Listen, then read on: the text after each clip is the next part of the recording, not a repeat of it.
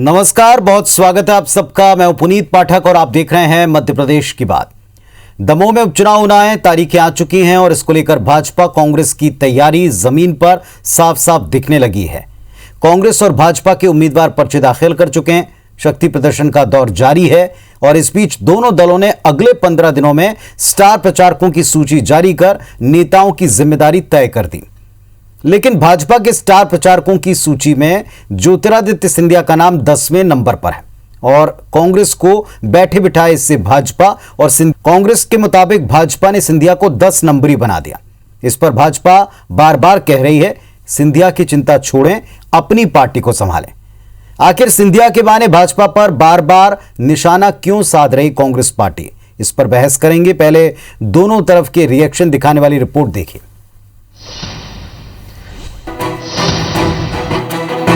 पहले नंबर पर बीडी शर्मा, दूसरे पर शिवराज सिंह चौहान, तीसरे पर मुरलीधर राव, चौथे पर नरेंद्र सिंह तोमर, पांचवें पर थावर चंद गहलोत और 10वें पर सिंधिया।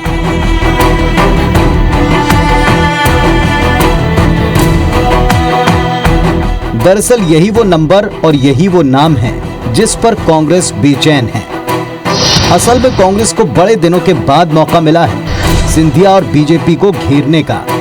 कांग्रेस ने दमोह उपचुनाव के लिए बीजेपी के 30 स्टार प्रचारकों की लिस्ट में सिंधिया का नाम 10वें नंबर पर दिया और इसी को लेकर कांग्रेस बीजेपी की घेराबंदी में जुट गई है।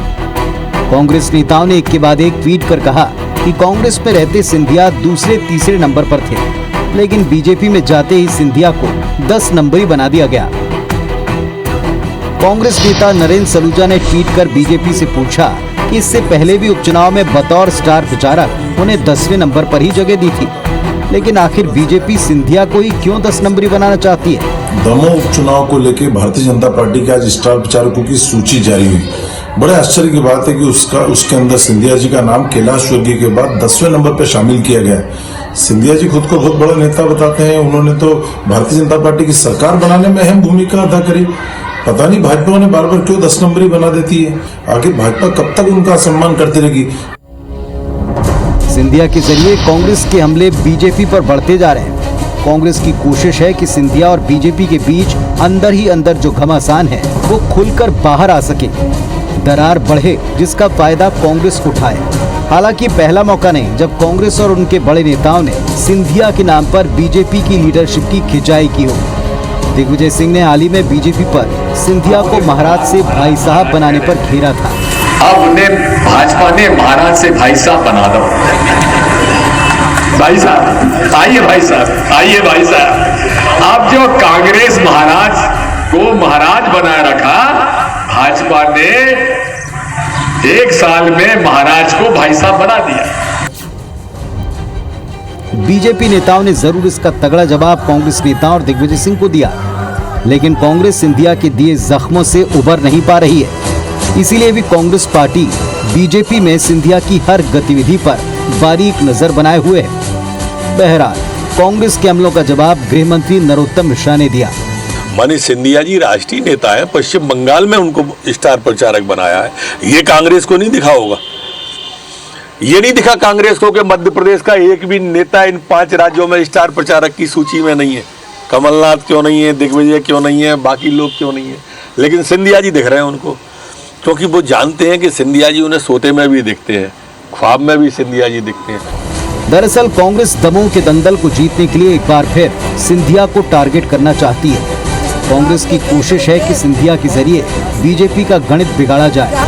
हालांकि दमोह की सीट हारने या जीतने से बीजेपी सरकार की सेहत पर कोई फर्क नहीं पड़ेगा और न ही कांग्रेस पार्टी की स्थिति में कोई बड़ा बदलाव आएगा, लेकिन जीत दोनों ही पार्टियों के कार्यकर्ताओं को उत्साहित करेगी। फिर भी कांग्रेस साल 2023 में होने वाले अगले विधानसभा चुनाव के लिए दमोह की जीत को संजीवनी मानकर आगे बढ़ रही है और पूरी तैयारी में जुटी है। नवीन कुमार सिंह, IBC 24, भोपाल। मध्य प्रदेश की विधानसभा तो जाहिर तौर पर बार बार कांग्रेस पार्टी सिंधिया की चिंता के बहाने बीजेपी को घेरती है और बीजेपी बार बार उनको नसीहत देती है कि आप अपनी पार्टी संभाल लीजिए, या पुराने दिनों की याद दिला देती है जहां सिंधिया जी ने किस तरह पार्टी छोड़ी थी, उसके जख्मों को बार बार हरा किया जाता है। हमारे साथ दोनों पक्षों की दो बहुत ही जिम्मेदार नेता हैं। संजय यादव साहब हैं कांग्रेस पार्टी के जिम्मेदार जनप्रतिनिधि विधायक महोदय, और आशीष शर्मा जी भारतीय जनता पार्टी के युवा तेज तर्रार विधायक महोदय। आप दोनों को नमस्कार, स्वागत है आपका इस मंच पर। आशीष शर्मा जी, सवाल तो आप ही से है कि आखिरकार 10 नंबरी क्यों बना दिया आपने महाराज को, महाराज से भाई साहब क्यों बना दिया? कांग्रेस पार्टी सवाल पूछ रही है फिर से। देखिए, महाराज हमारी पार्टी के बहुत बड़े नेता हैं जी। बताइए बताइए। ना सिर्फ मध्य प्रदेश के संजय भैया, आपको मौका मिलेगा बोलने के लिए, विधायक जी आपको मौका मिलेगा बोलने के लिए, ना सिर्फ प्रदेश के बल्कि राष्ट्रीय स्तर पर ज्योतिरादित्य सिंधिया जी की क्या भूमिका होगी, ये भारतीय जनता पार्टी संगठन ने तय किया है। कांग्रेस को तो यह आत्मचिंतन करना चाहिए कि जिस कांग्रेस में रहते हुए सिंधिया जी के कारण वो 100 नंबर पर थे, आज वो कांग्रेस 0 पे आ गई है। इस बात का आत्मचिंतन कांग्रेस को करना चाहिए कि सिंधिया जी के जाने के बाद कांग्रेस पार्टी की हालत कैसी हो गई है। आज ना उनको कोई स्टार प्रचारक मिल रहा है, ना मध्य प्रदेश में कोई ऐसा नेता मिल रहा है जिसके कारण भीड़ जुड़ सके। इसलिए कांग्रेस को बीजेपी पर तंज नहीं कसना चाहिए। सिंधिया जी हमारी पार्टी के बहुत वरिष्ठ नेता हैं और भारतीय जनता पार्टी में एक कार्यकर्ता की, एक नेता की क्या भूमिका हो, यह तय करने का अधिकार संगठन को है। वो अच्छे बड़े मराठा समाज के हमारे नेता हैं। महाराष्ट्र के चुनाव में यदि सिंधिया जी का हम उपयोग कर रहे हैं, सिंधिया जी हमारी पार्टी के स्टार कैंपेनर हैं, तो कांग्रेस को तकलीफ नहीं होना चाहिए। उन्हें बताना चाहिए कि जब वो कांग्रेस में थे तब उनका कांग्रेस पार्टी राष्ट्रीय स्तर पर क्या उपयोग करती थी। सिंधिया जी हमारी पार्टी के बहुत वजनदार और वरिष्ठ नेता हैं और इसलिए भारतीय जनता पार्टी में उनका महत्व कांग्रेस से कई गुना अधिक है। चलिए संजय यादव साहब, अगर आप तक मेरी आवाज पहुंच रही हो तो भारतीय जनता पार्टी ने रिएक्शन में भी वही कहा था और इस मंच पर भी वही कह रही है कि आपको सिंधिया जी की आखिर इतनी चिंता क्यों है, उनके स्थानों को लेकर, उनके नंबरों को लेकर इतनी फिक्र कांग्रेस पार्टी क्यों कर रही है? अपने नेताओं को देखें, अपने नेताओं को संभालें।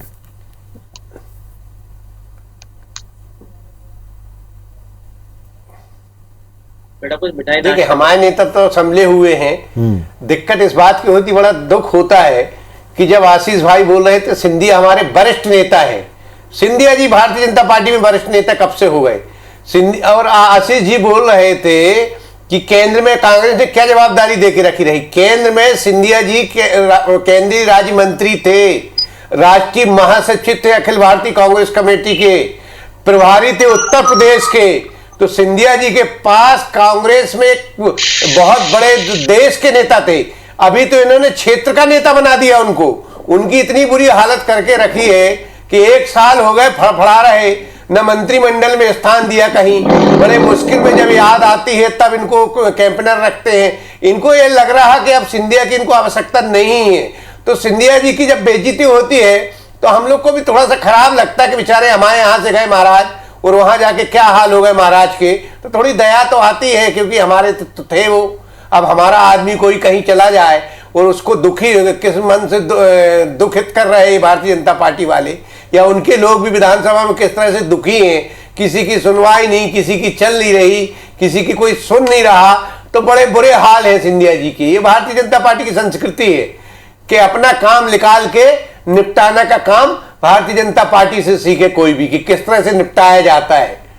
इन्होंने जब अपने लोगों को नहीं छोड़ा तो परायों को कहां? देखिए, अभी तक का सिंधिया जी ने जो कांग्रेस पार्टी छोड़ी उसके गम से और सदमे से कांग्रेस उबर नहीं पाई। सिंधिया जी ने भारतीय जनता पार्टी को ऐसे स्वीकार किया है जैसे दूध में चीनी घुल जाती है। उनकी मिठास और उनके कामों का तरीका आज भारतीय जनता पार्टी के एक एक कार्यकर्ता की जुबान पर है। सिंधिया जी स्वयं भी कई बार कह चुके हैं कि मैंने भारतीय जनता पार्टी को पूरी तरीके से अपना लिया है।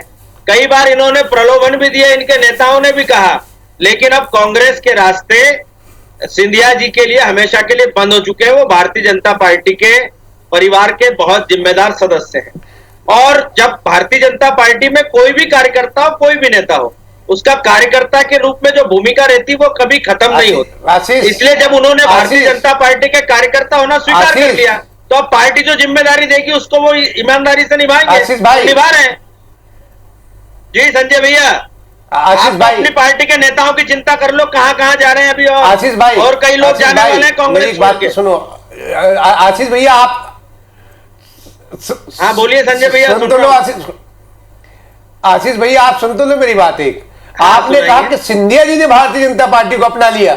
आशीष भाई, आपने कहा कि सिंधिया जी ने भारतीय जनता पार्टी को अपना लिया, लेकिन भारतीय जनता पार्टी ने सिंधिया जी को अपनाया कि नहीं अपनाया? मंत्री क्यों नहीं बनाया उनको अभी तक? 1 साल हो गए मंत्री का पद का लालच दिया, क्यों नहीं मंत्री बना रहे? अरे हमारे यहाँ आपके जैसा काम नहीं है, हमारा संगठन तय कहाँ अपना लिया मंत्री क्यों नहीं बनाया? सिंधिया जी से बात हुई क्या? आपकी व्यक्तिगत बात हुई क्या सिंधिया जी से? वो नाराज है, हुई क्या आपकी बात? मंत्री क्यों नहीं बनाया? वो तो कुछ खुलासा कीजिए ना। सिंधिया जी स्वयं कह चुके हैं भारतीय जनता पार्टी मेरा क्यों भारतीय जनता कितने निराश है उनका चेहरा दिख रहा ना, उनको मंत्री क्यों नहीं बनाया? आप तो अरे मंत्री क्यों नहीं बनाया ये बता दो। आप तो ये बताइए क्यों नहीं बना रहे? जिस आदमी ने आपकी सरकार बनाई, केंद्रीय मंत्री क्यों नहीं बनाया? आपने तवज्जो क्यों नहीं दी उस आदमी को? जिस आदमी के कारण मध्य प्रदेश में आपकी सरकार बनी, क्यों मुख्यमंत्री नहीं बनाया आपने उनको? पहले आप तो सवालों का जवाब दे दीजिए जो सिंधिया जी आपसे पूछ रहे हैं। क्यों उनकी सुनवाई नहीं होती थी? आज हमारी पार्टी में आकर वो खुश है और भारतीय जनता पार्टी का एक एक कार्यकर्ता सिंधिया जी के नेतृत्व में खुश है। आप कितने खुद जवाब नहीं दे पाएंगे संजय भैया। आप ना आपकी पार्टी का कोई नेता, आपका कार्यकर्ता, कोई उनके मंत्री जाते हैं जिलों में तो आपका एक भारतीय जनता पार्टी का कार्यकर्ता नहीं, कोई नहीं पूछ रहा। मैंने देखा विधानसभा में किस तरह से दुखते सिंधिया के मंत्री किनारे किनारे ले जाके बोलते हैं कि कहां फंसा दिया सिंधिया ने, आपसे कहा किस तरह से दबे मिलके सभी ने कहा, जितने मंत्री विधानसभा के फोरम पे खड़े होकर कह चुके हैं आपके कई बार के बारे में दुखी है वो। तब जवाब दिया गोविंद सिंह जी ने, जवाब दिया प्रद्युम्न सिंह तोमर जी ने, जवाब दिया तुलसी सिलावट जी ने, जवाब दिया जब आपके नेताओं ने उन पर अभद्र टिप्पणी की विधानसभा के अंदर। चल रही और क्या सुनना चाहते हो? किसकी चल रही? पार्टी की चल रही है। एक मंत्री बता दो आप, सिंधिया जी का एक मंत्री बता दो जिसकी सरकार सुन रही हो। आप बताओ ना, भारतीय जनता सिंधिया की महाराज की हालत कैसी कर दी आपने? भाई साहब क्यों बना दिया महाराज को यार? पहले इस बात का जवाब दो। क्या महाराज नहीं है? क्या बंद कमरे में महाराज नहीं है? क्या भाई साहब है? क्या नहीं हो रही है सिंधिया जी? इस तरह झूठ का बवंडर खड़ा करने का प्रयास मत कीजिए। अरे खुले स्थायी है, सिंधिया जी भी स्थायी और खुले रूप में स्वीकार कर रहे। चपरासी का ट्रांसफर नहीं कर पा रहा है। चपरासी का मुख्यालय से आपने हजारों ट्रांसफर कर तो दिया, हमको करने की मुख्यालय से फरमान आ जाता है, चपरासी का भी ट्रांसफर नहीं कर पा रहे सिंधिया के मंत्री। जब करना होंगे कितने दुखी है, ट्रांसफर पे से बैन हट चुके हैं, आपका कोई ट्रांसफर हो तो कितने दुखी है, हम करा देंगे। आपके मुख्यमंत्री जी बस आप अपने लेटर सिंधिया की कोई पूछ परख नहीं बेचारे की। क्यों नहीं दमोह ला रहे? ठीक काम नहीं हो रहा है। क्यों नहीं दमोह में लाए परसों? दमोह में क्यों नहीं दमोह में क्यों नहीं लाए? दमोह क्यों नहीं लाए पंडित जी? सिंधिया जी दमोह क्यों नहीं आए? कल पार्टी जीतेगी लिख के रख लेना। शिवराज जी की सभा में दमोह क्यों नहीं आए? दमोह में उनकी आवश्यकता नहीं। 2 मई के दिन जब परिणाम आएंगे तब देख लेना कितने हजारों वोटों से भारतीय जनता पार्टी। वो बात की बात है, सिंधिया जी क्यों नहीं आए? अरे सब आएंगे। सिंधिया जी क्या भारतीय जनता पार्टी का आम कार्यकर्ता कश्मीर से कन्याकुमारी तक जरूरत लगेगी तो क्यों नहीं आएगा? आशीष शर्मा जी कहाँ आएंगे? कल आशीष शर्मा जी आए? आशीष शर्मा जी बार बार कांग्रेस पार्टी कहती कि हमारे लंबे समय तक बड़े नेता रहे, जिम्मेदार पदों पर रहे, बहुत सारे ऐसे जिम्मेदारियों को संभाला जिन्हें आप की पर्सन कह सकते हैं पार्टी में, लेकिन अब ये बात स्वाभाविक तौर पर बाहर का आदमी, पॉलिटिक्स के बाहर का आदमी समझ सकता है कि एक परिवार में जब आपने परिवार बदला है तो वहां वरिष्ठता के अनुसार जो है आपने उनका जो भी क्रम तय किया उस क्रम पे आप उनको दिखाते हैं। लेकिन बार बार कांग्रेस का कटाक्ष इसलिए भी है कि यहां शीर्ष पर रहने वाला व्यक्ति जो इस बात की शिकायत करके जाता है कि उसकी सुनी नहीं जाती, वो वहां जाकर 10वें स्थान पर या अपने संबोधन को बदला पाता है। तो फिर जाने का तात्पर्य या जाने का कारण कहीं झूठा साबित नहीं होता जनता के बीच में?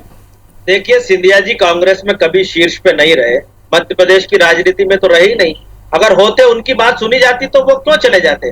उनका मन उस कांग्रेस से भरा गया। नहीं, पर क्या टिकट वितरण से लेकर आशीष जी पर क्या टिकट वितरण से लेकर आप ही लोग आरोप लगाते थे कि वहां गुट है, वहां पर लोगों के कोटे तय हैं, वहां सिंधिया जी के अपने लोगों को टिकट मिलता है उस इलाके विशेष में। ये आरोप तो बीजेपी के लोग लगाया ही करते हैं ना कि कांग्रेस गुटों में बटी हुई पार्टी है। अरुण यादव का अलग गुट है, कमलनाथ जी का अलग गुट है, दिग्विजय सिंह का अलग गुट है। हम तो आज भी आरोप लगा रहे, कहाँ इनकार कर रहे हैं उससे। और नहीं हो तो पूछ लो टिकट वितरण से लेकर पदों के वितरण तक, या कैबिनेट आप देख लें उसमें भी तो उनके तमाम नेता मंत्री वहां भी थे। तो फिर आज क्या उनका ये सवाल उठाना पूरी तरह नाजायज है कि आज वो किस स्थिति में है, क्योंकि वो अपने बात न सुने जाने को लेकर या अपमान को लेकर ही आपकी पार्टी में गए, ऐसा बार बार कहा जाता है उनके नेताओं के द्वारा। देखिए, मैं सिर्फ एक बात कह रहा हूं कि कांग्रेस सदमे से उबर नहीं पाई है। ठीक, ज्योतिरादित्य सिंधिया जी जब से कांग्रेस छोड़ के गए हैं, कांग्रेस की हालत बहुत खराब हो चुकी है। उनके पास अब कोई ऐसा नेता नहीं बचा जो भीड़ को जुटा सके, जो मध्य प्रदेश में व्यापक जन समर्थन जिसको हासिल हो। इसलिए सिंधिया जी के जाने से कांग्रेस जो घायल हुई थी वो अपने घाव आज भी दिखा रही है कि हमारी क्या हालत हो गई है। आज उनका सिर्फ सिंधिया जी के बारे में कहने का यही उद्देश्य है कि उनको जो सिंधिया जी के कारण तकलीफ हुई है, जो उनकी कुर्सी मध्य प्रदेश से चली गई है, उसका दर्द वो छुपा नहीं पा रहे हैं। और गाहे बगाए ये दर्द कांग्रेस के हर नेता के पास से टपकता है। संजय यादव साहब, बार बार खुद सिंधिया जी कह चुके हमारी फिक्र मत करें, अब बहुत देर हो गई। अब यहाँ भारतीय जनता पार्टी के नेता भी कहते हैं बार बार, भैया हमारी फिक्र मत करिए, अपनी पार्टी को संभालिए। फिर भी बार बार उन्हीं सिंधिया जी की फिक्र क्यों होती है? अपनेपन के नाते, या वो घाव भरा नहीं, या जैसा आशीष जी कह रहे हैं कि अब कोई नेता बचा नहीं?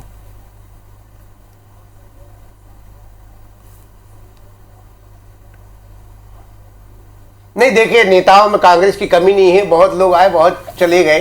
कांग्रेस विशाल समुद्र है। भारतीय जनता पार्टी में नेताओं की कमी हो गई रही, इसलिए लोग कांग्रेस से बुला के भारतीय जनता पार्टी में इकट्ठा कर रहे। और रही बात गुटबाजी की, तो मैं समझता हूँ भारतीय जनता पार्टी में जितने चरम पर है अभी वर्तमान में गुटबाजी, अभी सिर्फ माननीय मुख्यमंत्री जी के अलावा कोई भी मंत्री एक चपरासी का ट्रांसफर भी नहीं कर सकता, उसको अधिकार नहीं है। आज नरोत्तम मिश्रा जी का अलग गुट है, कैलाश विजयवर्गीय जी का गुट है, तो उनको बेचारों को बंगाल भगा दिया। आज भारतीय जनता पार्टी की तो क्या हालत है, अभी बीडी शर्मा जी का गुट अलग चलने लगा। तो भारतीय जनता पार्टी भी तो कितने गुटों में बटी है, ये अपने गिरेबान में झांके। और पहली बात, जहां तक लीडरशिप की बात है, तो इनके अलावा सिर्फ मुख्यमंत्री जी शिवराज जी चौहान के अलावा वो दूसरा चेहरा नहीं है कि जो उनको कहीं उतार सके, क्योंकि शिवराज सिंह जी चौहान मुख्यमंत्री हैं और चौथी बार मुख्यमंत्री बने, एक चेहरा है। हमारे पास कमलनाथ जी हैं, दिग्विजय सिंह जी हैं, कांतिलाल भूरिया जी हैं, अरुण यादव हैं, अजय सिंह राहुल जी हैं, सज्जन वर्मा जी हैं। हमारे पूरे मध्य प्रदेश में चारों तरफ हर कोनों में लीडर है। इनके यहाँ एक नेता के अलावा दूसरा नेता का नाम बता दो जो पूरे मध्य प्रदेश में नेतृत्व करता हो। आशीष जी बता दे दूसरे नेता। चलिए, मैं पूछ लूंगा आशीष जी से, पूछ लूंगा कि क्या यहाँ गुटबाजी है, क्या यहाँ पर नेता नहीं बचे हैं, क्यों कांग्रेस से आने वाले नेताओं को सीधे टिकट मिलता, पूछ लूंगा उनसे। संजय यादव साहब ने बताया कि कितनी गुटबाजी है आपके यहाँ, और सिवाय वन मैन शो के किन्हीं नेताओं की चलती नहीं। और फिर सिंधिया जी की तो क्या स्थिति है, वो शुरू से अभी तक बता ही रहे हैं, उत्तर दें उन्हें। मैं संजू भैया को जवाब देना चाहता हूँ। आपके राहुल गांधी महाराष्ट्र गए, उत्तर प्रदेश गए, भारत के सभी राज्यों में चुनाव में गए, प्रियंका गई, सोनिया गांधी गई, कोई रिजल्ट निकला? हमारे पास इतने सारे नेता हैं कि हम मध्य प्रदेश के एक नेता को पश्चिम बंगाल की धरती पर भेजे तो वो कमल हिलाकर सरकार बनाने की स्थिति बना देता है।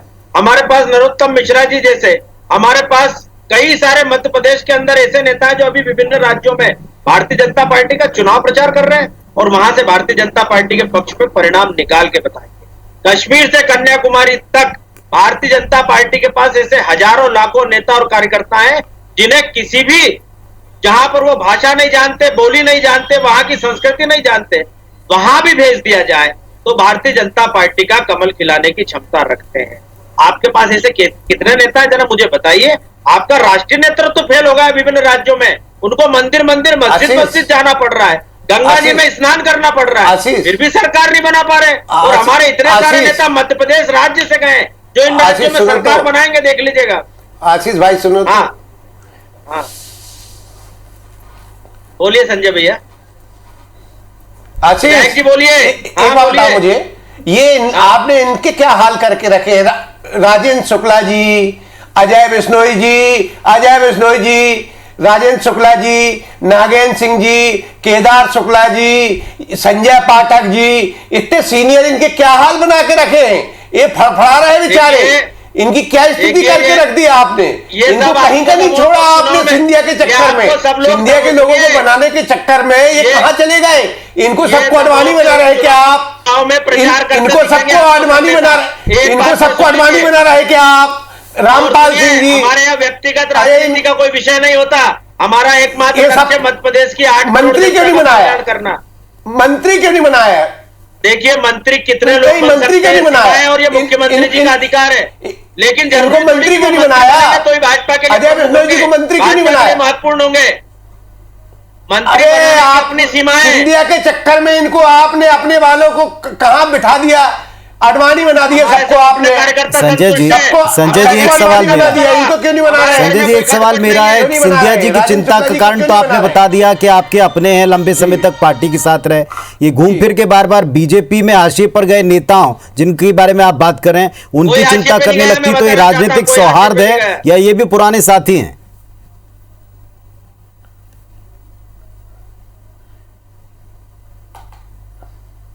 देखिए राजनीतिक सौहार्द है, स्वाभाविक। जब हम लोगों को बड़ा खराब लगता सदन के अंदर जब देखते हैं राजेंद्र शुक्ला जैसे सीनियर व्यक्ति, आज सिंधिया के चक्कर में इन लोगों ने अपने कितने लोगों को मार दिया।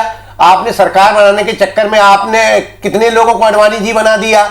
आज राजेंद्र शुक्ला जी हैं, रामपाल सिंह जी हैं, केदार शुक्ला जी हैं, अजय बिश्नोई जी हैं, संजय पाठक जी हैं, कैसे फड़फड़ा रहे, कैसे कोने में बैठे रहते हैं। सदन सत्र, कितना सत्र अटेंड किया इन्होंने, गुस्से में जा नहीं रहे, कोई सत्र अटेंड नहीं कर रहे। क्यों? क्योंकि इन्होंने बहुत बुरी हालत कर दी। भारतीय जनता पार्टी उपयोग करके दूध में जैसे मक्खी निकाल देते हैं, इस तरह से उन्होंने उपयोग किया और आज मक्खी जैसे निकाल दिया अपने लोगों को। क्यों? क्योंकि इनको सरकार बनाना थी। और आज सिंधिया लोगों की भी बहुत दयनीय हालत है। तो ना इनसे लीलते बन रहा ना उगलते बन रहा। सरकार कैसे चल रही सब जानते हैं। फिर वो कोरोना आ गया, इसलिए दमोह में कोरोना गायब हो गया। दमोह से कोरोना कहां चला गया? पार्टी का कार्यकर्ता बहुत अनुशासित दमोह से कोरोना कहां चला गया? बात आपको समझ लेना चाहिए। कोई मंत्री पद के लिए भारतीय जनता पार्टी में काम कर रहे हैं ऐसे नेता नहीं है। वर्षों से भारतीय जनता पार्टी की राजनीति में विभिन्न पदों पर रहे हैं और संगठन में और सत्ता में इनकी बात सुनी जाती है। मंत्रिमंडल के स्थान निश्चित रहते हैं, ये आप भी जानते हैं। बोले माननीय मुख्यमंत्री जी का अधिकार है। मध्य प्रदेश की 8 करोड़ जनता के कल्याण के विरोध कर चुके, मध्य प्रदेश के गांव-गांव को उजाला करने के लिए, सड़कें पहुंचाने के लिए यदि हमने सरकार बनाई है, तो छोड़ना पड़ा है, तो हमारा पवित्र लक्ष्य है मध्य प्रदेश का कल्याण करना, स्वर्णिम मध्य प्रदेश बनाना। और उस लक्ष्य के लिए, सब प्राप्ति के लिए सब लोग हमारे साथ है। हमारी पार्टी में हमको किसको कैसे मैनेज करना है हमारी पार्टी का विषय है। कोई नाराज नहीं है। कौन से कल्याण कर रहे हैं? आपको दमोह में चुनाव प्रचार करते हुए पैसा नहीं।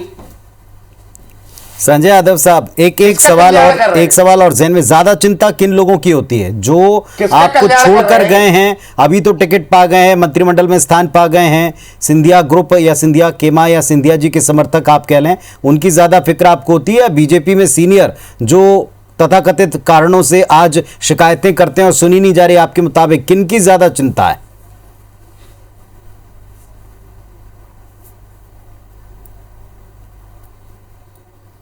देखिए, हमें तो चिंता मध्य प्रदेश की ज्यादा चिंता है कि आज हालात मध्य प्रदेश के बहुत खराब हैं, क्योंकि किसी की नहीं चल रही। अगर मंत्री मैं उदाहरण बता रहा हूं, बार बार बोल रहा हूं, 1 साल से जहां जिस जिलों में प्रभारी मंत्री ना आया हो, जिस जिलों की बैठक नहीं हुई हो, इससे अंदाज लगा लीजिए स्वयं मध्य प्रदेश कहां से बनेगा। आज 1 वर्ष हो गया है, कोरोना की दूसरी लहर चालू हो गई है, लेकिन इनके पास, एक मंत्री के पास टाइम नहीं है कि जिलों में जाके, जबलपुर जैसे में 200-200 पेशेंट डेली आ रहे, लेकिन 1 साल में एक मंत्री ने आके कभी क्राइसिस मैनेजमेंट की बैठक नहीं ली या जबलपुर के हालात नहीं समझे, तो कहां से छोड़े मध्य प्रदेश? बहुत छोटा सा कमेंट आशीष जी आपका। पूछना चाहता हूं, आज तक बता दीजिए कितने मंत्रियों ने जिलों में दौरा किया या समीक्षा बैठक रोकथाम के लिए भी काम किया है, रोजगार के अवसर समीक्षा बैठक नहीं हुई है, किसान को बीमा दिया है, मुआवजा दिया है, संबल का पैसा दिया है, विद्यार्थियों को दी है, सड़कों के निर्माण कार्य स्वीकृत किए हैं,